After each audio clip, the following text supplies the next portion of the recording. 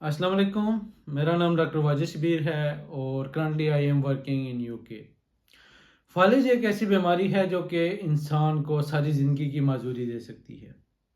Fortunately due to the advancement in medical science, अगर फालिज के मरीज़ को बर वक्त हस्पताल पहुंचा दिया जाए तो अब एक ऐसा इलाज मुमकिन है जिसकी वजह से उम्र भर की माजूरी से इंसान बच सकता है।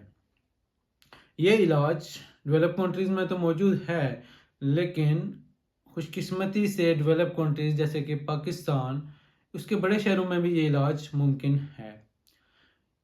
इस इलाज में सबसे बड़ी रुकावट ये है कि हमारी पेरिफेरी में मरीज़ों को बर वक्त फालिज की तशखीस नहीं होती।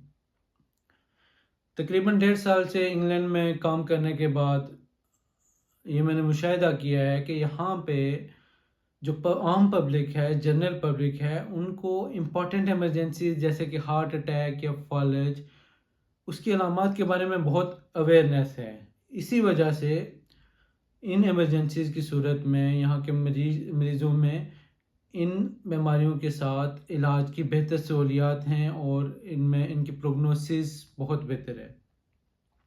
तो ज़रूरत ये है कि हमारे माशरे में भी इन बीमारियों के मतलब बहुत ज़्यादा आम पब्लिक को अवेयरनेस दी जाए ताकि हार्ट अटैक या फालिज जैसी बीमारियों की जल्द तशखीस और उनका मुकम्मल इलाज मुमकिन हो सके। तो आइए बात करते हैं कि फालिज क्या होता है, फालिज की अलामात क्या हैं और वो क्या इलाज है जो कि फालिज की बीमारी की सूरत में मुमकिन है और इंसान को माजूरी से बचा सकता है।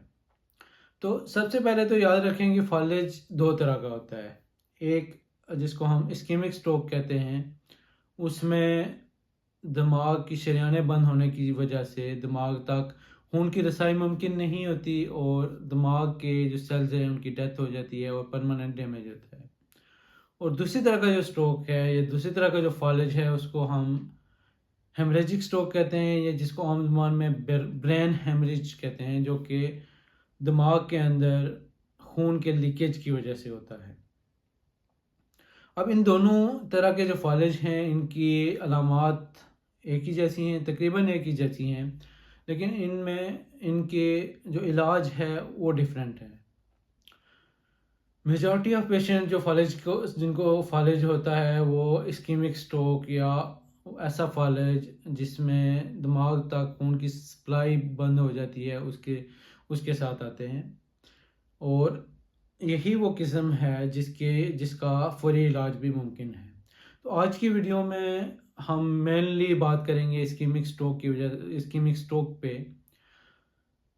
तो सबसे पहले तो इस्कीमिक स्ट्रोक किन लोगों में ज़्यादा होता है? वैसे तो किसी भी मरीज़ में स्ट्रोक हो सकता है या फालिज हो सकता है, लेकिन कुछ लोग ऐसे हैं जिनमें इसका रिस्क ज़्यादा होता है, जैसे कि शुगर के मरीज़, इस तरह ब्लड प्रेशर के मरीज़, वो लोग जिनके जिस्म में कोलेस्ट्रॉल की ज़्यादती होती है, वो लोग जो कि स्मोकिंग करते हैं, मोटापे का शिकार अफराद, या ऐसे मरीज़ जिनमें जिनमें फैमिली हिस्ट्री होती है स्ट्रोक की, और जिनमें दिल के वाल्व्स का मसला होता है, दिल की धड़कन बेतरतीब होती है, या जिनमें पहले स्ट्रोक हो चुका होता है। इन सब में स्ट्रोक का रिस्क ज़्यादा होता है as compared to a normal person. अब बात कर लेते हैं फालिज की अलामात के बारे में। फालिज की अलामात बेसिकली डिपेंड करती हैं कि दिमाग के कौन से हिस्से को खून की सप्लाई मुतासर होती है। अब ये अलामात सिंपल भी हो सकती हैं, जैसे बात करने में मसला हो सकता है, ज़ुबान में अचानक से लुकनत आ जाना, निगलने में प्रॉब्लम आना, बिनाई में मसला होना, मुंह का एक तरफ टेढ़े हो जाना, इसी तरह जिस्म की एक तरफ अचानक से कमज़ोरी नमदार हो जाना, दाएं या बाएं तरफ कमज़ोरी नमदार हो जाना, एकदम से चक्कर आना शुरू हो जाना, या इंसान का अपना तवाज़ुन बरकरार ना रख पाना, और इट्स एक्सट्रीम बेहोशी और कोमा की सूरत में भी फालिज प्रेजेंट कर सकता है। तो अगर आपके इर्द गिर्द आपके करीबी रिश्तेदारों, करीबी दोस्तों में किसी में ये علامات نمودار ہونا شروع ہو جائیں، اور یاد رکھیں کہ یہ علامات، ان علامات میں انسان درد محسوس نہیں کرتا، اچانک سے کمزوری محسوس ہونا شروع ہو جاتی ہے۔ تو ان علامات کی صورت میں آپ کو چاہیے کہ فوراً سے کسی اسپیشلسٹ سینٹر، کسی بڑے سینٹر میں لے جائیں جہاں پہ فالج کے علاج کی سہولت موجود ہے۔ اب یہ علاج ہے کیا جس سے فالج مکمل طور پر ٹھیک ہو جاتا ہے؟ تو آپ جب بھی کسی ایسے سینٹر میں جائیں گے جہاں پہ یہ علاج موجود ہے، تو آپ نے یہ یقینی بنانا ہے کہ آپ جتنی جلدی ہو سکے مریض کو لے کے جائیں، اور اس کی ایک ٹائم لیمٹ ہے 4.5 گھنٹے۔ 4.5 گھنٹے سے پہلے یہ علاج ہو جانا چاہیے، ادروائز جو علاج ہے اس کا فائدہ مریض کو نہیں پہنچتا۔ تو جیسے جب آپ سینٹر میں جاتے ہیں تو سب سے پہلے سی ٹی اسکین کیا جاتا ہے۔ سی ٹی اسکین میں آپ کو ڈفرینسیشن ہو جاتی ہے کہ آیا یہ جو فالج ہے یہ اسکیمک اسٹروک ہے، یا یعنی رگ کے بند ہونے کی وجہ سے ہے، یا یہ دماغ میں خون کے لیکیج کی وجہ سے ہے۔